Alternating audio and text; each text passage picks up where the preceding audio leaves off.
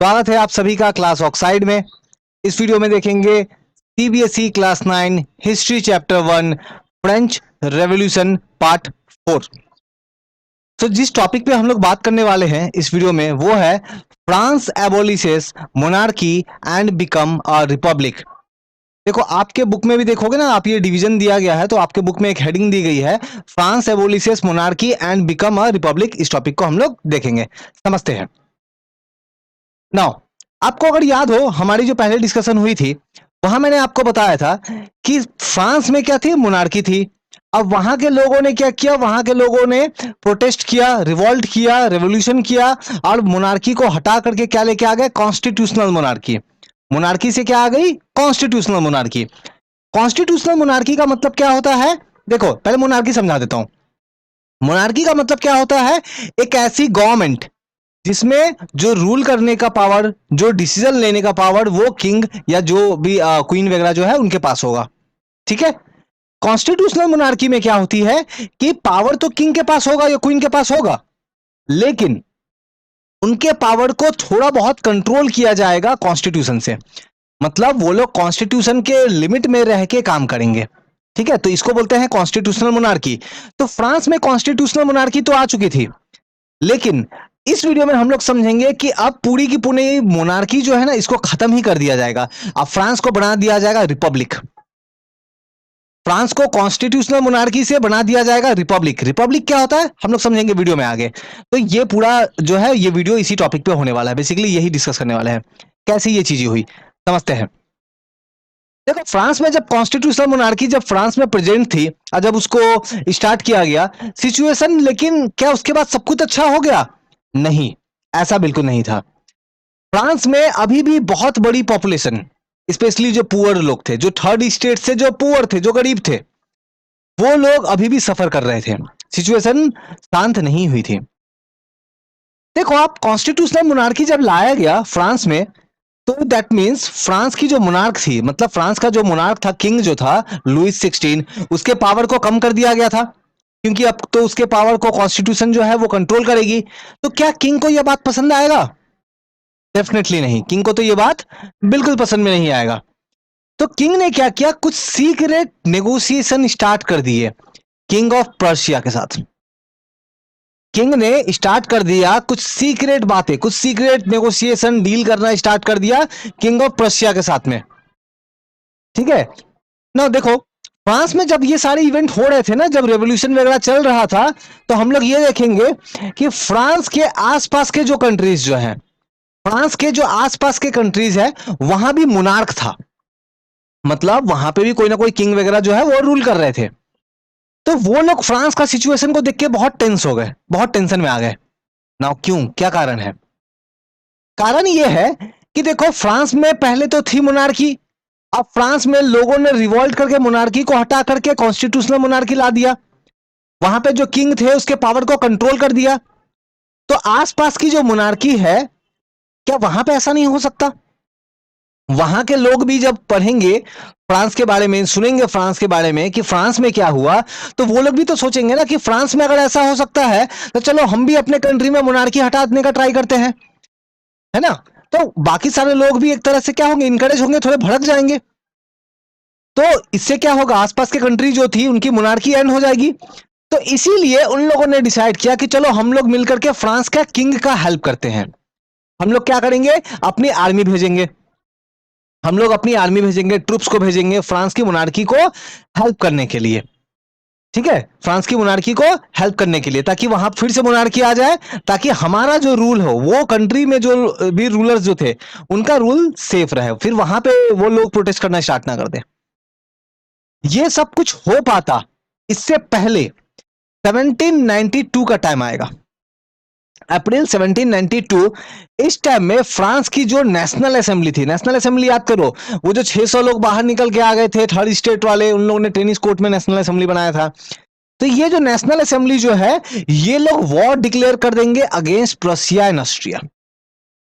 बाकी country France के help के लिए आए, उससे पहले फ्रांस की जो नेशनल असेंबली जो थी, इन्होंने ही डिक्लेयर कर दिया कि हम तुम पे ही वॉर करते हैं। अप्रैल 1792 में।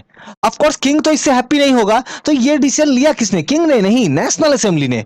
नेशनल असेंबली मतलब जो फ्रांस के जो कॉमन पीपल थे, उन लोगों ने डिसीजन लिया कि हम लोग क्या करेंगे, हम लोग जो है वॉर स्टार्ट करते हैं किंग जो है प्रशिया एंड ऑस्ट्रिया के अगेंस्ट में। तो इन लोगों ने वॉर स्टार्ट कर दिया, वॉर डिक्लेयर कर दिया। अब इस वॉर में फ्रांस के कोने कोने से लोग जो है इसमें जो है एज अ आर्मी वो ज्वाइन करने लगे, आर्मी को ज्वाइन करने लगे। क्यों? क्योंकि फ्रांस के जो लोग जो थे उनके मन में ऐसा था कि ये जो मोनार्की हमने फ्रांस में एंड किया है, इसे पूरे यूरोप से खत्म करना है, इसे हमारे आसपास के कंट्री से भी गायब कर देना है, खत्म कर देना है। हम लोग अपने आसपास के कंट्री में जो किंग्स जो है, जो मोनार्की जो है, उनका जो रूल चल रहा है, उनकी जो एट्रोसिटी हो रही है, मनमानी कर रही है, उनको एंड करेंगे। तो ये एक वॉर किसी प्रशिया ऑस्ट्रिया के अगेंस्ट नहीं था, ये था कॉमन पीपल का war against the monarchy, against the Kings. तो इस पूरे प्रोसेस में देखो हम लोग देखेंगे, लोग जो है वो आर्मी को ज्वाइन कर रहे हैं, फ्रांस के जो लोग हैं वो लोग आर्मी को ज्वाइन करेंगे, है ना। अब फिर उसके बाद चले जाएंगे कहां? बॉर्डर एरियाज में, है ना। क्या करने के लिए? वॉर करने के लिए। अब बॉर्डर एरियाज में जब जाएंगे तो गाते हुए जाएंगे, है ना, गाना गाते हुए जाएंगे। कौन सी गाना? यहां देखो, फ्रांस में जो अभी जो फ्रांस की जो नेशनल एंथम है उसे बोलते हैं मर्सेलियनियस। अच्छा, ये फ्रेंच वर्ड है, हो सकता है मैं थोड़ा गलत बोलूं, ये फ्रांस की नेशनल सॉन्ग है। तो ये गाना है, सॉन्ग है। इसी गाना को गाते हुए, यही पेट्रियोटिक सॉन्ग मतलब देशभक्ति वाला गाना, इस गाने को गाते हुए फ्रांस के जो लोग हैं ये लोग मार्च करते हुए जाएंगे।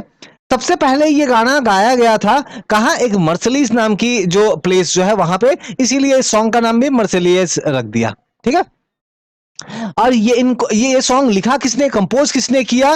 तो रॉगेट डी ले एसेल्स, ठीक है, ये पर्सन का नाम है, फ्रेंच नाम है। तो इन्होंने जो है इस सॉन्ग को कंपोज किया था। तो यही गाना गाते हुए फ्रांस के लोग बॉर्डर एरियाज में जाएंगे, क्या करने के लिए? वॉर करने के लिए अगेंस्ट द मोनार्की। तो वो लोग तो चले जाएंगे, तो पीछे कौन बचेंगे? तो सभी लोग तो नहीं जाएंगे, काफी सारे लोग जाएंगे, काफी सारे लोग पीछे रह जाएंगे।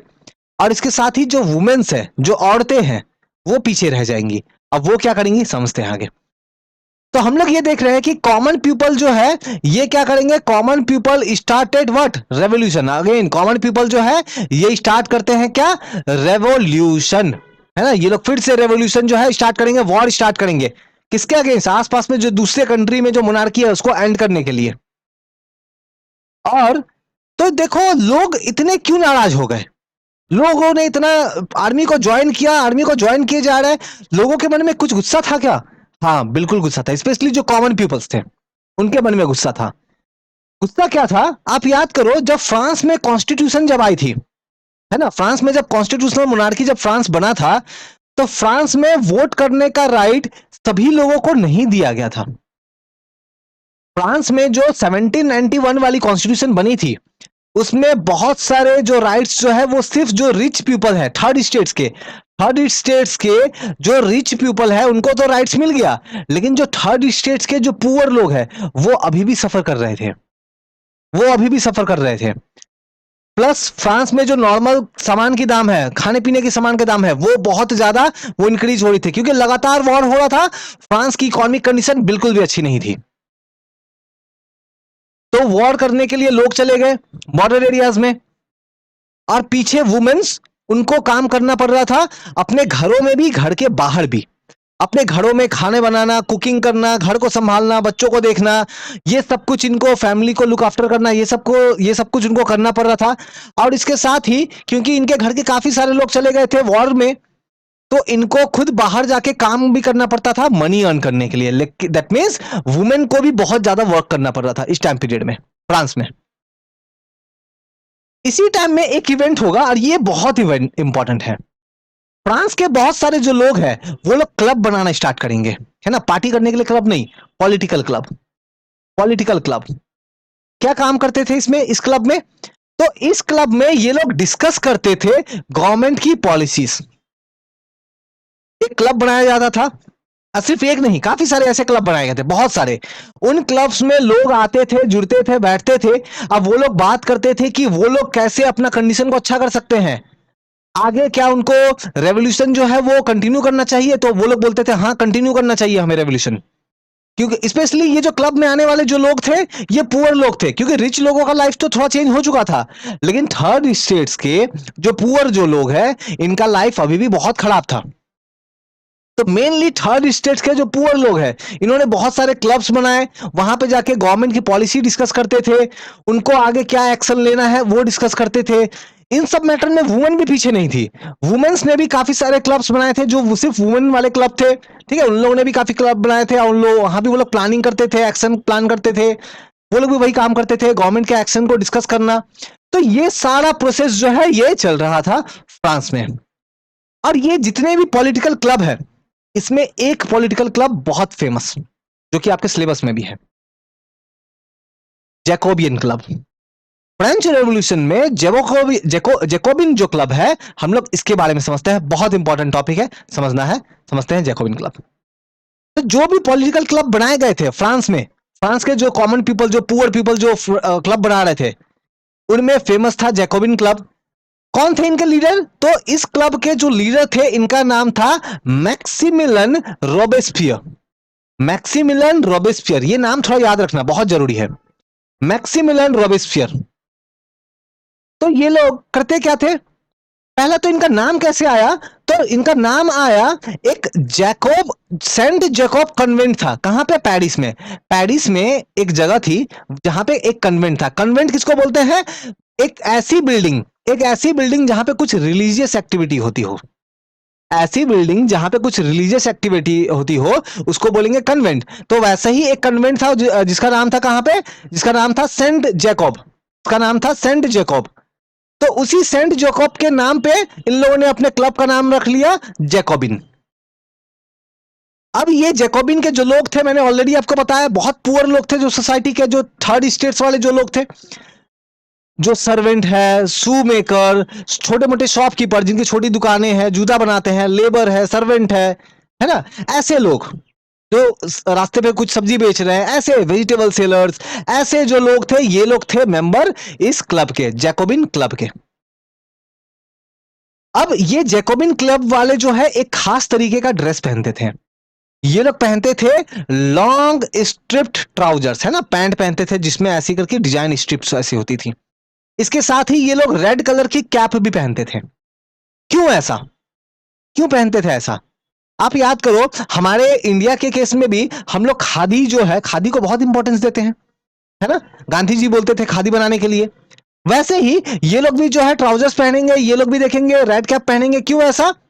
क्योंकि फ्रांस में ही जो नोबेल लोग थे, जो नोबेल पीपल्स थे, नोबेल कौन लोग? ये जो सेकंड स्टेट वाले जो लोग थे, जो थोड़े जो रिच पीपल्स थे, वो लोग क्या पहनते थे? वो लोग पहनते थे नी ब्रीचर्स। उनका एक ड्रेस होता था नी तक, घुटने तक का एक आता था, नी तक आता था, एक ड्रेस होता था, वैसा वो पहनते थे। तो उनसे अपने आप को डिफरेंट दिखाने के लिए, उनसे अपने आप को सोसाइटी में डिफरेंट दिखाने के लिए कि हम लोग थोड़े स्पेशल है, हम लोग थोड़े अलग है, अपने आप को दिखाने के लिए ये जैकोबिन्स जो है इस तरीके के ट्राउजर्स या रेड कैप वगैरह पहनते थे। इन जैकोबिन्स का एक दूसरा नाम भी था, सेनक्यूलोटेस, इस नाम से भी बुलाते थे। ये जो रेड कैप ये लोग पहनते थे ये एक सिंबल था, ये सिंबल था किस चीज का? लिबर्टी का, आजादी का। ऑल्दो ये सारा काम सिर्फ मेन कर रहे थे, वो जो क्लब वाले जो थे ना उसमें मेन जो पीपल है वो कर रहे थे, वुमेन्स को ये सब करना अलाउड नहीं था। वुमेन्स जस्ट क्लब बनाया, वुमेन्स ने जस्ट अपना कुछ क्लब बनाया हुआ था, अब वहां जाके वो डिबेट डिस्कस वगैरह वो लोग करते थे, है ना। वुमेन्स की कंडीशन बहुत अच्छी नहीं थी इस टाइम में। तो क्लब का तो समझ में आ रहा है कि ठीक है ये क्लब था। अब ये क्लब वालों ने क्या किया? तो ये जो क्लब वाले हैं, जो जैकोबिन्स जो है, ये लोग क्या करेंगे? ये लोग बहुत ही अनहैप्पी थे, जैसे मैंने अभी आपको बताया इनका कंडीशन अच्छा नहीं था, बहुत सारे पॉलिटिकल राइट इनको नहीं मिले थे। 1791 का जो कॉन्स्टिट्यूशन बना था, इस 1791 के कॉन्स्टिट्यूशन में बहुत सारा राइट थर्ड स्टेट्स के रिच लोगों को मिला, पुअर लोगों को नहीं मिला। तो ये लोग दुखी थे, अनहैप्पी थे। अब प्लस जो नॉर्मल फूड आइटम्स है या दूसरी जो चीजें हैं उनके प्राइस लगातार बहुत ज्यादा इंक्रीज हो रहे थे, बहुत प्रॉब्लम फेस करना पड़ रहा था इनको। फाइनली इन लोगों ने प्लान बनाया कि 1792 में ये जो जैकोबिन्स जो है ये क्या करेंगे? तो ये करेंगे इंस्यूरेक्शन। इंसरेक्शन का मतलब क्या है कि वायलेंट एक्शन अगेंस्ट गवर्नमेंट। इन लोगों ने डिसाइड किया कि जो गवर्नमेंट है उस गवर्नमेंट के अगेंस्ट में, गवर्नमेंट में कौन कौन थे, किंग थे और नेशनल असेंबली वाले भी तो थे ना गवर्नमेंट में, नेशनल असेंबली। तो जो गवर्नमेंट जो है, गवर्नमेंट पे अटैक करेंगे, हटा देंगे, खत्म कर देंगे उनको। इस इंटेंशन के साथ ये लोग क्या करेंगे, एक पैलेस है, एक महल है, कौन सी, ट्यूलेट रिस, ट्यूलेट रिस, एक पैलेस है, एक महल है। अगस्त के महीने में जाकर के वहां पे जाके अटैक करेंगे, वहां जो भी बॉडीगार्ड है उनको मार देंगे, और वहां जो किंग जो वहां पे रह रहे थे उस किंग को क्या करेंगे, बंदी बना लेंगे, हॉस्टेज बना लेंगे, पकड़ के रख लेंगे।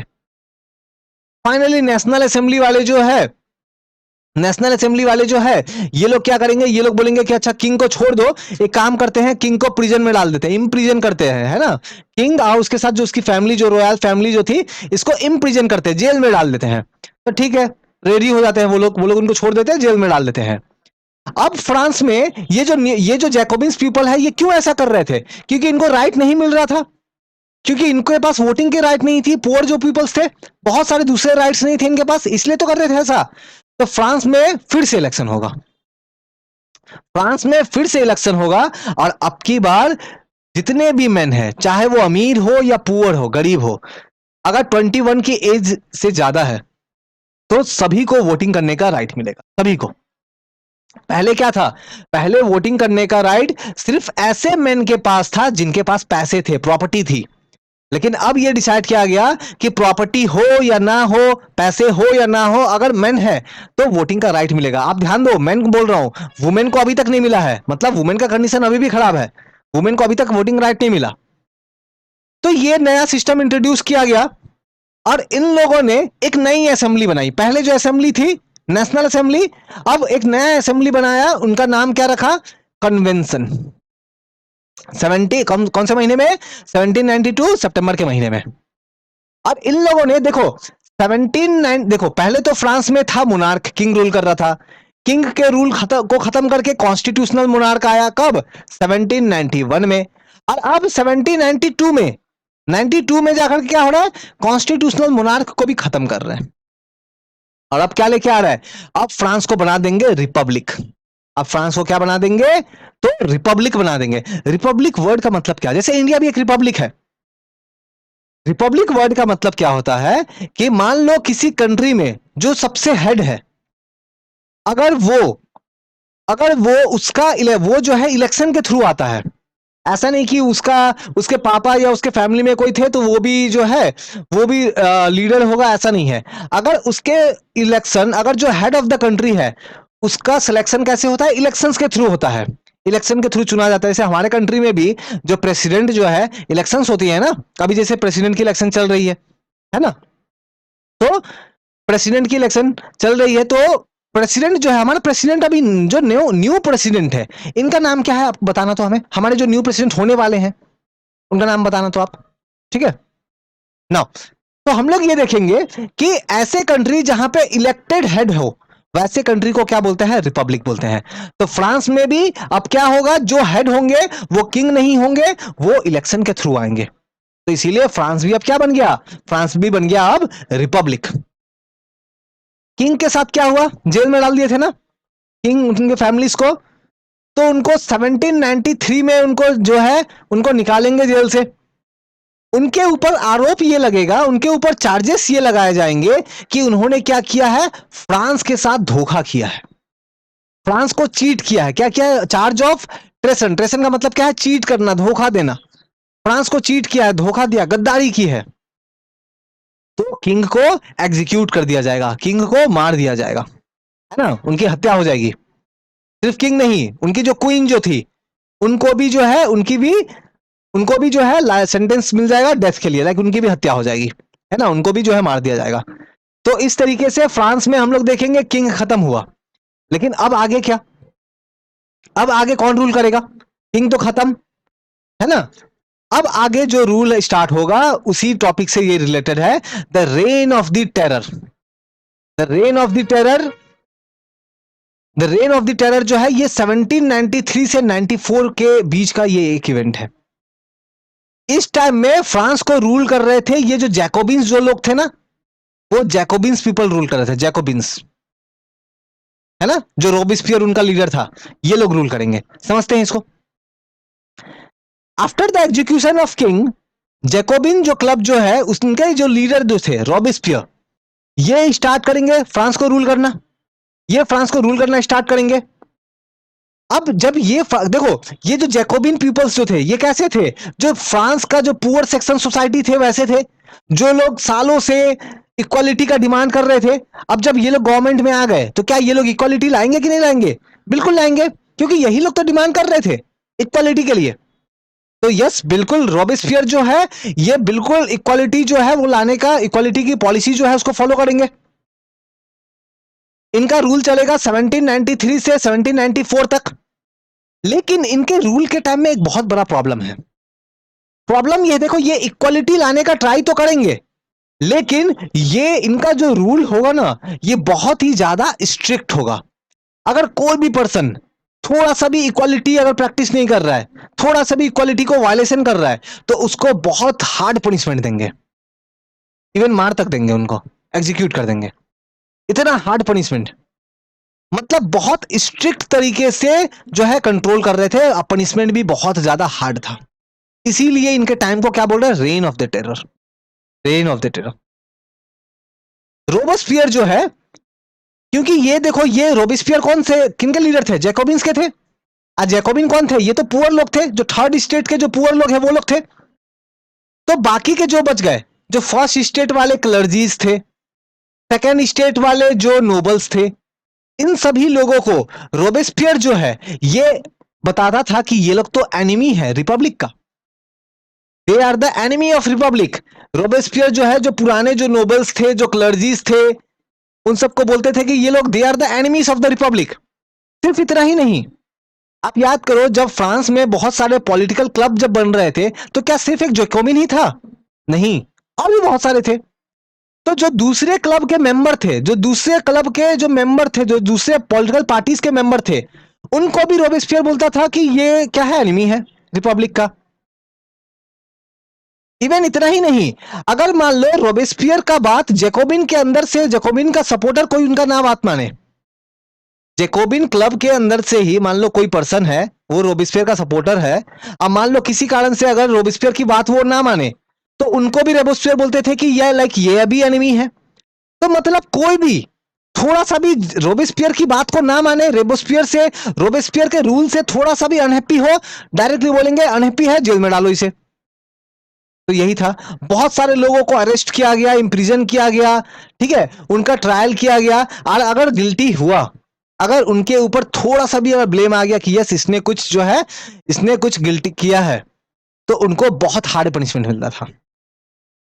क्या हार्ड पनिशमेंट मिलता था? यहां पे आप एक वर्ड देखो लिखी हुई है, ठीक है, गिलोटाइंड। अब इसकी मतलब क्या है समझते हैं। पनिशमेंट क्या मिलता था मैं बता रहा हूं। ऐसे दो पोल होते थे, है ना। अच्छा मैं इसको इरेज करता हूं, फिर मैं पनिशमेंट समझाता हूं। बहुत हार्ड पनिशमेंट थी।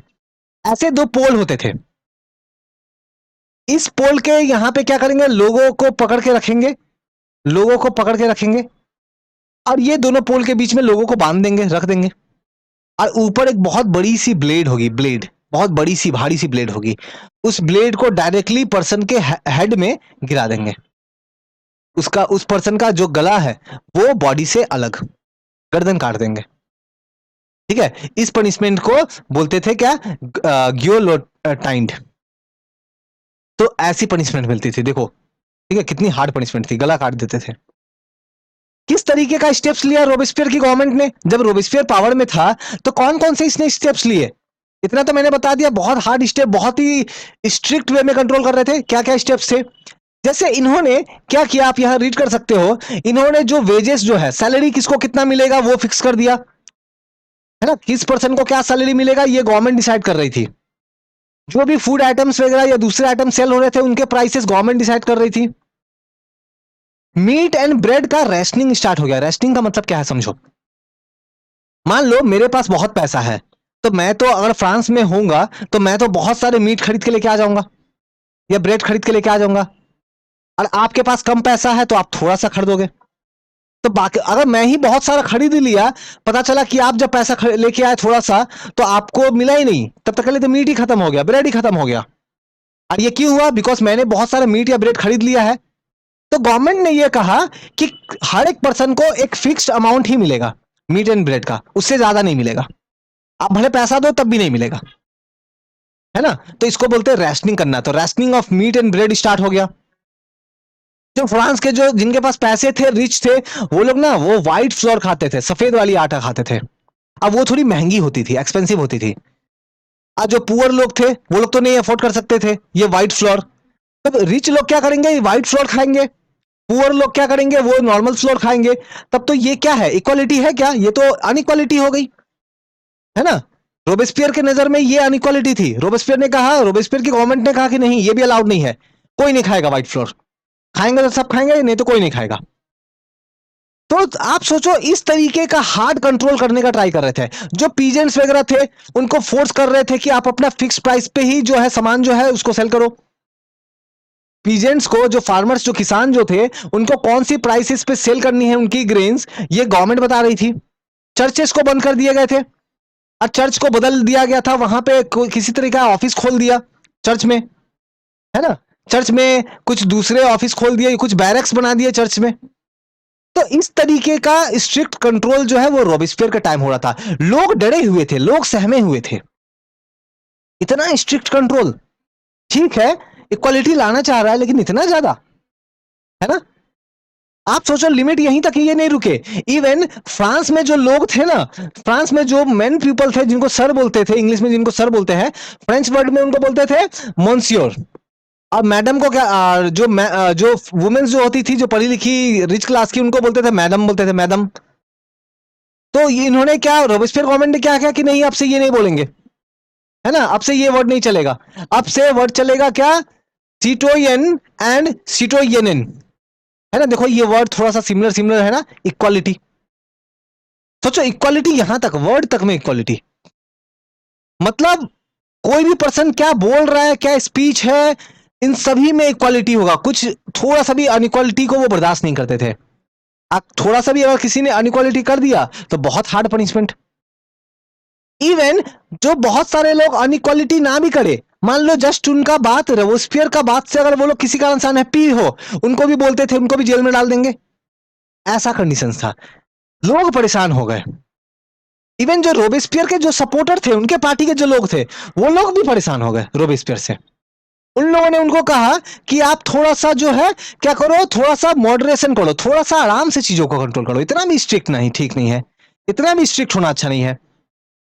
अब बाद में क्या होगा, ये जो रोबेस्पियर है इसका भी हाल वही होगा जो ये बाकी दूसरों के साथ करता था। क्या करता था? वही पोल में लगा करके और हेड गले काट देते थे ना।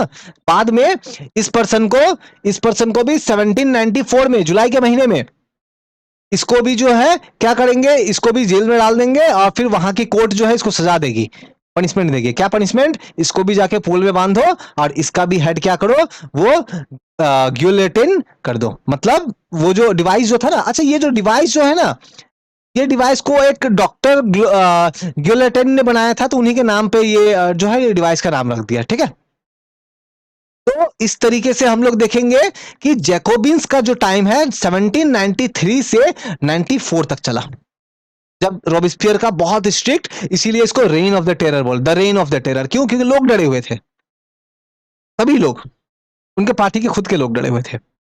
अब ये तो यहां एंड हो गया, जैकोबिन का रूल यहां पे एंड। अब फिर अब आगे क्या, अब आगे क्या होगा? तो देखो, अब आगे एक नया रूल स्टार्ट होगा, ये लास्ट टॉपिक है। देखो हमने ये देखा, सबसे पहले मोनार्की थी, मोनार्की को हटा के कॉन्स्टिट्यूशनल मोनार्की लाया गया। कॉन्स्टिट्यूशनल मोनार्की के बाद में हम लोग देखेंगे रिपब्लिक बना दिया गया, जब जैकोबिन्स रूल कर रहे थे, है ना, जैकोबिन्स रूल कर रहे थे। फिर जैकोबिन्स को हटा करके अब नया सिस्टम लाया जाएगा, है ना। एक जैकोबिन्स गवर्नमेंट हटा करके एक नई कॉन्स्टिट्यूशन बनाई जाएगी, जिसमें फ्रांस को कौन रूल करेंगे? तो डायरेक्टरी रूल्स फ्रांस।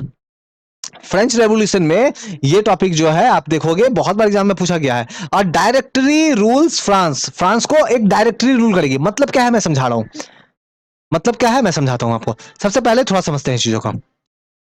जब जैकोबिन्स गवर्नमेंट खत्म हो गया, उनको हटा दिया गया, उनके गले जब काट दिए गए, तो फ्रांस में फिर से नया कॉन्स्टिट्यूशन बनाया गया, फिर से नया कॉन्स्टिट्यूशन बनाएंगे। और इसको देखो, जैकोबिन तो मेनली कौन थे, जो पुअर सेक्शन थे सोसाइटी के, वो लोग थे। अब जो नया कॉन्स्टिट्यूशन बनेगा, जैकोबिन तो हट गए, अब पावर में नहीं है। अब पावर किसके हाथ में, अब पावर जो मिडिल क्लास जो है उनके पास पावर था। अब स्पेशली मिडिल क्लास के जो थोड़े रिच पीपल है, जो वेल्दी पीपल्स जो है, उनके पास अब पावर आ गया। एक नया कॉन्स्टिट्यूशन बनाया। तो देखो, जब जैकोबिन्स ने कॉन्स्टिट्यूशन बनाया था तो उन लोगों ने पुअर लोगों को तो वोट करने का राइट दिया था। क्यों? क्योंकि जैकोबिन्स तो खुद पुअर थे। जैकोबिन जो पीपल जो थे, रोबेस्पियर जो पीपल थे, वो लोग तो खुद पुअर बैकग्राउंड वाले थे। तो उन लोगों ने तो वोट करने का राइट पुअर लोगों को दिया। लेकिन अब कौन रूल करेंगे, अब तो मिडिल क्लास वाले करेंगे। मिडिल क्लास वाले ने क्या किया, नहीं, इन लोगों ने बोला कि नहीं, पुअर वाले का वोट का जो राइट मिला है ना, ये आज से बंद नहीं मिलेगा वोटिंग का राइट। वोट सिर्फ वही लोग कर सकते हैं जिनके पास प्रॉपर्टी हो, जिनके पास प्रॉपर्टी हो। अगर किसी के पास प्रॉपर्टी नहीं है तो ये नए कॉन्स्टिट्यूशन के हिसाब से उसके पास वोटिंग करने का राइट नहीं मिलेगा। ये यानी कि एक तरह से थोड़ा सा बैक हो गया ना, पुअर वालों को जैकोबिन के टाइम में थोड़ा सा वोटिंग का राइट मिला, अब फिर से वो वोटिंग का राइट ले लिया गया। पुअर समझ गए, उनका मतलब कुछ नहीं हो सकता, उनको एकदम वायलेंट एक्शन करना पड़ेगा, है ना। अब ये पूरा सिस्टम में अब नया सिस्टम कैसे चलेगा, तो देखो, जैकोबिन के टाइम में एक प्रॉब्लम क्या था कि सारा पावर रोबेस्पियर के हाथ में आ गया था। इसीलिए रोबेस्पियर ने अपनी मनमानी शुरू कर दी, है ना, बहुत स्ट्रिक्ट वे में रूल करना स्टार्ट कर दिया। तो नया सिस्टम यह बनाया गया जिसमें पावर एक पर्सन के हाथ में नहीं दिया गया, 5 लोगों के हाथ में दिया गया। इन 5 लोगों के हाथ में दिया गया। कैसे दिया गया मैं समझाता हूं। सबसे पहले फ्रांस में हुई वोटिंग। अब वोटिंग में ये पुअर लोगों को अलाउ नहीं था। अब वोटिंग होकर के वहां पे 2 लेजिस्लेटिव काउंसिल चुने गए। वोटिंग हो गए, 2 लेजिस्लेटिव काउंसिल चुने गए। मतलब क्या है कि काफी सारे लोग, मान लो 100 लोग यहां चुने गए, मान लो 500 लोग, 200 लोग यहां चुने गए, ऐसे कुछ, ठीक है। ऑफकोर्स ये रिच लोग थे जो लोग चुने गए। अब वोट इसमें किसने किया था, पुअर लोगों ने नहीं किया था। अब इन लोगों ने, मान लो इन लोगों, ये 200 और 100 में ऐसे रैंडमली नंबर लिख रहा हूं, ठीक है, समझाने के लिए। तो लेजिस्लेटिव काउंसिल यहां पे थी, ठीक है, लेजिस्लेटिव काउंसिल बोलते हैं इसको। अब लेजिस्लेटिव काउंसिल ने 5 लोगों को चुना। अब इनको क्या काम दिया, इनको यह काम दिया कि आप फ्रांस को रूल करो, फ्रांस को आप रूल करो। आपके मन में क्वेश्चन आएगा, 5 लोगों को क्यों, एक को क्यों नहीं? क्योंकि एक पर्सन को अगर पावर सब मिल जाए तो वो तो बहुत पावरफुल हो जाने से वो वही फिर से रोबेस्पियर जैसा मनमानी शुरू कर देगा। किसी एक के पास सारा पावर ना चला जाए, किसी एक के पास सारा पावर ना चला जाए, इसीलिए इन लोगों ने पावर को क्या किया, कंसंट्रेशन होने से अवॉइड किया, डिवाइड करके रखा। एक पर्सन के पास कुछ पावर था, दूसरे के पास कुछ अलग था, तीसरे के पास कुछ अलग पावर था, इस तरीके से, ठीक है, इस तरीके से। तो चलो, सिस्टम तो बहुत अच्छा दिख रहा है, लेकिन अगेन इसमें भी प्रॉब्लम। प्रॉब्लम क्या था कि ये जो 5 लोग चुने जाते थे, जिनको डायरेक्टरी बोल रहे हैं, ये जो डायरेक्टर्स थे, इनको फ्रांस के वो जो लेजिस्लेटिव काउंसिल वाले जो थे ना, वो बार बार उनको चेंज कर देते थे। मान लो आज किसी ABCDE पर्सन को बनाया डायरेक्टर, है ना, वहां पे डायरेक्टरी में वहां पे लेके आए उनको। किसी कारण से मान लो ये जो ए वाला पर्सन है, इसका लेजिस्लेटिव काउंसिल के कुछ लोगों से मान लो थोड़ा अनबन हो गया, कुछ बातें हो गई, झगड़े हो गए थोड़े। तो लेजिस्लेटिव काउंसिल वाले क्या करते थे, ये ए को हटा देंगे, चलो ए को हटा दो, किसको लेके आओ, मान लो जेड को लेके आओ। फिर मान लो किसी कारण से ई से अगर थोड़ा सा इशू हो गया, ई को निकाल दो, ई को हटा दो, एक्स को लेके आओ। मतलब थोड़ा सा भी कुछ होगा तो वो क्या करते थे, डायरेक्टरी वालों को हटा करके चेंज कर देते थे। आज चेंज करने का पावर किनके पास था, ये लेजिस्लेटिव काउंसिल वालों के ही तो पास था, तो ये लोग वो चेंज कर रहे थे। ये पूरा सिचुएशन जो है, फ्रांस का जो पॉलिटिकल सिस्टम है उसको बहुत ज्यादा अनस्टेबल बना रहा था। और इस अनस्टेबल कंडीशन का फायदा उठाएगा एक पर्सन, और इस पर्सन के बारे में बहुत डिटेल में आप पढ़ोगे क्लास 10 में। इसीलिए आप ये देखो, आपके क्लास 10 में भी ना ये चैप्टर जो है ये आएगी, इस चैप्टर का स्टोरी कंटिन्यू होगा। ये चैप्टर आपके 9 में कंप्लीट नहीं होगा, आपके 10 में भी ये स्टोरी आएगी, तो वहां पे इसके बारे में पढ़ोगे। एक पर्सन फायदा उठा के इस कंडीशन का आएगा, वो है नेपोलियन बोनापार्ट, है ना। ये अपनी मिलिट्री डिक्टेटरशिप स्टार्ट करेगा, नेपोलियन बोनापार्ट। कौन था नेपोलियन बोनापार्ट, किस तरीके से सिचुएशन का फायदा इसने उठाया, कैसे रूल किया, ये सारा कुछ आप जो है आप देखोगे, आप जो है आप देखोगे कब, आपके क्लास 10 में, क्लास 10 का हिस्ट्री में। इसीलिए ये चैप्टर बहुत इंपॉर्टेंट है हिस्ट्री का आपका। नाउ फाइनली हम लोग देखते हैं कि देखो फ्रांस में जो भी कुछ हुआ, पहले मोनार्की, फिर कॉन्स्टिट्यूशनल मोनार्की, उसके बाद रिपब्लिक, फिर जैकोबियन ने रूल किया, उसके बाद में लेजिस्लेटिव काउंसिल आया, वो डायरेक्टरी ने रूल किया। ये जो भी चेंज हो रहे थे, ये पूरे चेंज के दौरान एक कुछ आइडिया जो थे, ये फ्रांस के लोगों के मन में बस चुका था। कौन सी idea? Idea of freedom, idea of equality, idea of equality before the law, fraternity. ये जो आइडिया जो है, ये सब आइडिया फ्रांस के लोगों के मन में बैठ चुकी थी, है ना। सालों बीत गए, लेकिन ये जो आइडियाज थे, ये फ्रांस में ही नहीं, इवन फ्रांस के बाहर जो आसपास के कंट्रीज है, यूरोप में जो दूसरे कंट्रीज है, उनमें भी ये आइडिया फैलने लगा। आइडिया ऑफ फ्रीडम, है ना, freedom of speech, freedom of expression, इस तरह की आइडिया जो है वो यूरोप के दूसरे दूसरे पार्ट्स में भी फैलने लगी। सिर्फ यूरोप ही क्यों, इवन पूरे वर्ल्ड में फैलने लगी ये आइडिया। ठीक है, पूरे वर्ल्ड में फैलने लगी, और ये पूरा प्रोसेस जो है ये इस तरीके से चलेगा। तो देखो यहां हमने जो है अपना पार्ट 4 को कंप्लीट किया। पार्ट 5 में क्या देखेंगे? पार्ट 5 में हम लोग देखेंगे पूरे फ्रांस के इस रेवोल्यूशन में वुमेन्स क्या कर रही थी, वुमेन्स का क्या रोल था। हम लोग वुमेन्स का रोल को समझेंगे। कोई भी डाउट हो, कुछ भी समझ में नहीं आया हो, टेलीग्राम का लिंक है, इंस्टाग्राम का लिंक है, फेसबुक का लिंक है, आप जाकर के, ट्विटर का है, आप मुझसे डायरेक्टली बात कर सकते हो। कोई भी कॉन्सेप्ट अगर में कहीं डॉट होती है तो आप डायरेक्टली बात कर सकते हो। वीडियो पसंद आया तो बिल्कुल लाइक, कमेंट एंड शेयर करें। Thank you.